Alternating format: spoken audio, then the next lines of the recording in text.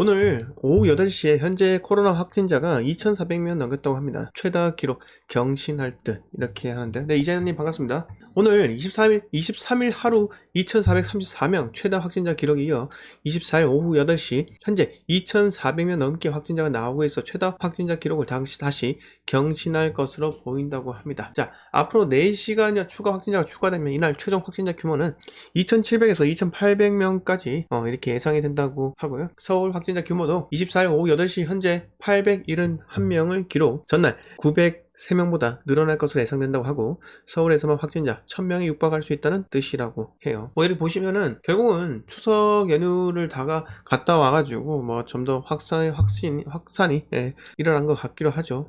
근데 예전에 이런 어떤 국회에 백종원 의원님이 이런 이야기를 했는데, 방역당국에서 받은 확진자 예측치에 따르면 거리두기 이행 수준이 떨어지고 변이 바이러스가 확산되면 이달 말 확진자 규모가 3,000에서 4,000명 수준으로 늘어날 것으로 예상이 되었다고 합니다. 이게 백신 접종률하고 상관없이 결국은 이제 돌파율도 좀 높아지고, 사람들의 이 백신을 맞았다는 것에 대해서 이것 때문에 약간 의식이 좀 느슨해진 것 같기도 합니다.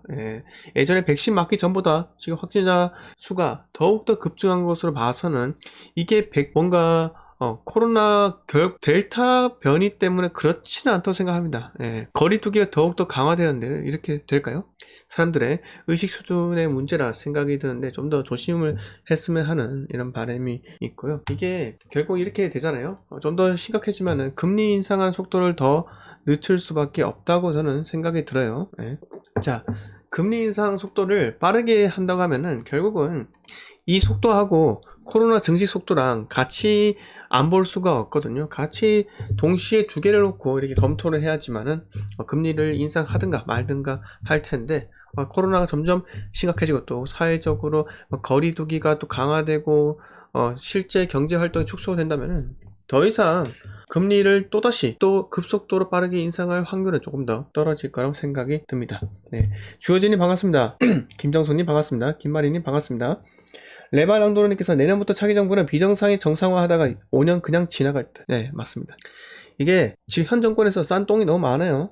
그 똥을 치우다가 첫 번째로 첫 해는 아마 특검하고 고소고발하고 이러면서 전 정권의 인사들 잡아넣고 그러기에도 바쁘지 않겠습니까? 복수의 칼날, 정치 보복한다고 또 바쁜 나날이 또 있을 거고, 또 2년차 때부터는 또 정신없이 현 정권에서 있었던 일들 그런 것들도 싼 똥들 치우고 하면서 그렇게 또 시간이 또 흐르다가 부동산이 또 규제를 또 완화시키고, 여기 또 시장이 또 어떻게 반응하는지 따라 가지고 또 좀 혼란의 또 시기를 또 겪을 것 같기도 하고요. 또 북한하고 대북 관계가 또 어떻게 바뀔지 또 조금 궁금하기도 하고, 앞으로 외교 관계를 기존에는 친중 정책, 친북으로 갔다고 하면은 지금은요 이제 앞으로 친미로 가지 않겠나 또 생각이 듭니다. 미국과의 관계 회복이 우선이죠. 이게 국제사회에서 대한민국이 점점 고립되는 것만 같은 그런 느낌을 듭니다. 과거에 모 대통령께서는 영어를 잘하시기 때문에 내가 먼저 가서 인사를 하고 또 이야기를 나누고 이렇게 했는데, 지금 현재는요 그렇지 못한 것 같아요. 외국에서 그 정상들하고 그런 G20 이런 회담에서도 그다지 우리나라의 위상이 좀 떨어진 것 같아요. 떨어진 것 같아요. 자, 얼른 마스크님 그런 소리 하지 마세요. 영부인 오셨네 이런 소리 하지 마시고, 제 멤버십 회원이십니다. 그렇게 말씀하지 마세요. 네, 김민아님 반갑습니다. 부산대님 반갑습니다. 버퍼링 바로 옵니까? 버퍼링 오네요. 저는 또 버퍼링이 또 오지 않는데, 친북 얘기하니 버퍼링이 바로 오네요. 아유, 또 무섭습니다. 그러면 안 되는데. 이게 고의적인 공작인지 아닌지 참 의심이 들기도 해요. 네, 플라이텍스님 반갑습니다. 네, 다음 뉴스 넘어갈게요. 자, 오늘 코스피 같은 경우는 0.07% 떨어져가지고 중국의 헝다발 위기는 그다지 리스크가 조금 덜한 것 같아요. 근데 오늘 뉴스가 바로 나오죠. 중국 헝다 이자 못 내고 임금 체불, 디폴트 우려 커졌다라고 합니다. 23일 달러 이자 결국 지급을 못했다고 하는데요. 전기차 계열사 직원 급여 밀렸다고 하고, 헝다 중국 당국 구제에 기대하지만 관영 매체는 큰 기업 아니다, 중국 은행들이 대출 부담 크지 않다고 합니다. 헝다 디폴트 갈 수도 있다 이렇게 뉘앙스를 띠기도 하는데요.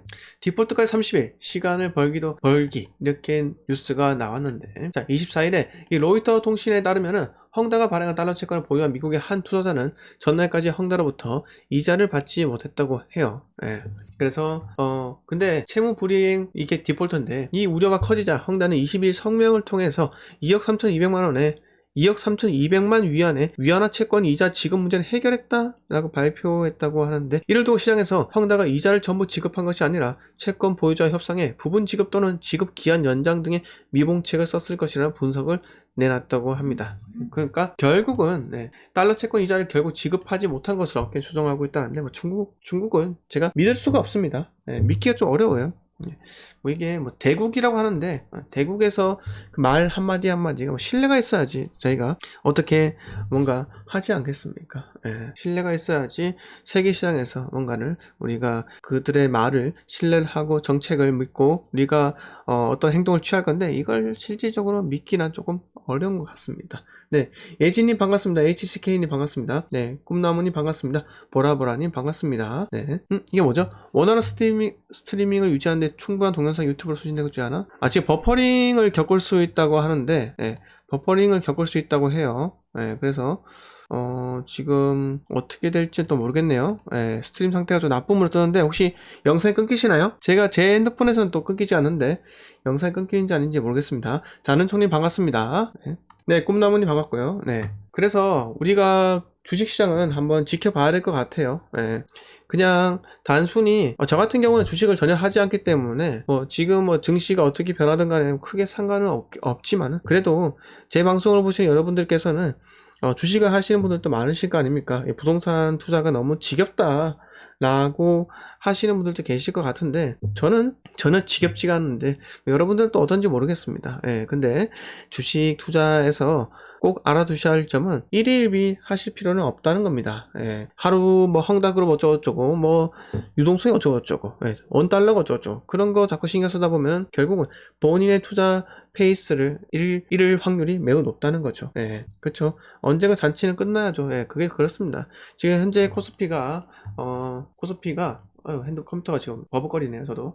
지금 코스피가 3125.24로 오늘은 2.34포인트 0.07%가 떨어졌는데, 이것도 언제 또 하락할지는 그 아무도 모른다는 겁니다. 미국의 또 테이퍼링이 진행이 되면 또 어떻게 될지 모르고, 그러기 때문에, 지켜봐야겠죠. 보면은 연말까지 코스피가 2800까지 떨어질 것이라는 전망을 또 하는 이런 애널리스트, 이분들도 등장하게 되었습니다. 이분께서는 보시면은 미국 증시에는 거품이 있다고 단언을 했는데요. 현재 미국 증시의 거품은 IT 거품 붕괴 직전보다 더하다 이렇게 했고, 한국 증시의 추세적인 상승은 끝났다, 과거와 같은 지지부진한 박스권에 진입했다라고 하며 단기적으로 올해 안에 코스피 지수가 2800까지 떨어질 가능성이 있다고 이렇게 시사를 하기도 했는데요. 뭐 여러분들께서 주식 비중이 어느 정도 되시는지 제가 참 궁금한데요. 뭐 저는 과거에 주식 투자를 좀 했었는데, 이게 결국은 몇백만원, 몇천만원 수준으로 주식 투자를 한다는 것이 내가 잃는 게 훨씬 더 많다는 것을 뒤늦게 깨닫게 되었습니다. 어떤 분은 주식으로 뭐 잘 사고 팔고 하면서 뭔가를 돌을 터득했다 라고 할 정도로 신기가 있는 것 같아요. 그분들께서는 정말 매번 수익을 얻고 하시는데, 저는 그렇지 못해요. 근데 또 한번 생각해 보실 게, 실질적으로 주식에서 돈 벌었다고 하면서 아너소사이어티 회원에 가입을 했다 라고 하는 이 수많은 슈퍼개미들 있잖아요. 그런 사람들 다 사기꾼으로 나왔습니다. 사기꾼으로 나온 사람도 상당히 많이 있어요. 그렇기 때문에 저는 믿을 수가 없다. 근데 부동산 투자로 돈을 좀 벌었다고 하는 사람들은 믿을 만합니다. 왜? 충분히 가능하니까요. 과거에 그 수십채를 서울에 있는 부동산 수십채를 사가지고 임대사업자로 등록을 한 다음에 나중에 장기임대 사업자 끝나고 나가지고 한 채, 두 채, 세 채, 네 채 팔면요 그만이에요. 그만입니다. 그런 분들은 부를 이루셨죠. 하지만 지금은요 그러기가 상당히 어려운 시기에 봉착을 했습니다. 취득세 중과도 있고요, 양도세 중과도 있고 여러가지 많지 않습니까? 자, 뭐 뉴스 이렇게 마치도록 하고요. 현재 아프간에서 지금 난리 났잖아요. 미군의 철수가 있으면서 아프가니스탄의 뭐 모든 여성들이 지금 뭐 히잡을 써라, 히잡인가요? 뭐 전신을 다 가리는, 눈만 나오고 아무것도 못하게 하는, 여성이 뭐 직업에서 그런 경찰이나 뭐 사회 활동을 전혀 할 수 없도록 그렇게 하는 아프가니스탄 탈레반, 이 잔혹한 통치가 계속되고 있다고 해요. 이슬람 무장 세력 탈레반의 잔혹한 통치가 계속되는 가운데 아프가니스탄 거리에는 음악이 사라졌다고 합니다. 20년 전 공포 탄압이 되풀이될 것이라는 두려움이 확산하고 있기 때문이라고 하는데요. 이제 과거 탈레반이 96년부터 5년간 극단적인 샤리아 이슬람 율법에 따라 노래 부르기와 음악 감상을 금지했었다고 하는데, 이와 함께 여성의 교육과 취업을 금하고 성폭력과 강제 결혼을 일삼는 등의 인권 탄압을 저질렀다고 합니다. 또 절도범의 손발을 자르거나 불륜을 저지른 여성을 돌로 때려 죽인 공개 처형도 이루어졌다고 하는데, 정말 문화 수준이 정말 낮습니다. 낮고, 이게 말이 됩니까? 지금 현지 광고판 속에 여성의 얼굴을 지우고 부르카 없이 외출한 여성을 총살하는 사건까지 발생하고 있다고 하는데요. 최근에 여성부를 폐지하고 1차 집권기 당시 도덕경찰로 활동하는 기도, 훈도 및 권성징악부를 부활시켰다고 해요. 여러분, 근데 우리나라라 할지라도 이렇게 가지 않으리라는 법은 없어요. 우리나라가 지금이야 민주주의 사회이지만요, 그것도 위태위태합니다. 뭔가 자꾸 친중 정책, 친북 정책을 하다 보면요, 나라의 근간이 흔들려요. 이러다가 정권이요, 혹시나 계속적으로 친북 성향으로 된다고 하면요, 연방제로 가자고 할지 그 아무도 모릅니다. 연방제로 가면요 작살날 수가 있습니다. 그 나라가 지금 각자가 국가로 인정되면서 서로가 한 국가가 아니라 두 국가 체제로 가잖아요. 이거 정말 큰일 날 수 있다는 거예요. 우리나라가 어떻게 될지 모른다? 그건 여러분들께서 항상 생각을 해 두셔야 된다는 겁니다. 정치에 관심 없어, 국제사회에 관심 없어, 이게 아니란 거예요. 정말 중요한 거는요, 우리가 지금 부동산 시장에서 오늘 제가 말씀드릴 게 미친 표준 임대료 도입 추진하겠다는 거 아닙니까? 이런 게 바로 공산주의나 마찬가지인 거예요. 이런 것들이 자꾸 우리나라 자본주의 근간, 자유, 민주주의 근간이 바로 자유 아니겠습니까? 그 자유를 얻기 위해서 얼마나 우리의 윗대 선배들이 투쟁을 많이 했습니까? 그 피땀 흘려서 얻은 결과라는 겁니다. 그 자유가요. 자유가 얼마나 소중한데요. 그거를 가지고 지금 표준임대료 도입 추진이든 계약 갱신 청구권이든 이 자유시장 경제체제를 자꾸 목을 조르는 이런 형태가 발생함에 따라서 지금 저는요, 정말 위험한 이 시그널이 지금 나오고 있다라고 생각이 들기도 합니다.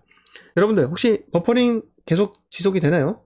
너무 심각해요? 버퍼링이 심각하다는 건가요? 나라가 심각하다는 건가요? 킹테크님. 저는 지금 스마트폰에서 보기 때문에 버퍼링은 심하지 않은데, 표준 임대료가 심각하다는 거죠? 아이고, 다행입니다. 표준 임대료가 심각하다는 거고. 자, 그러면 바로 본론으로 표준 임대료로 넘어가겠습니다. 자, 연말 추가 전세 대책 예고한 정부, 표준 임대료 도입 불분나 라고 합니다.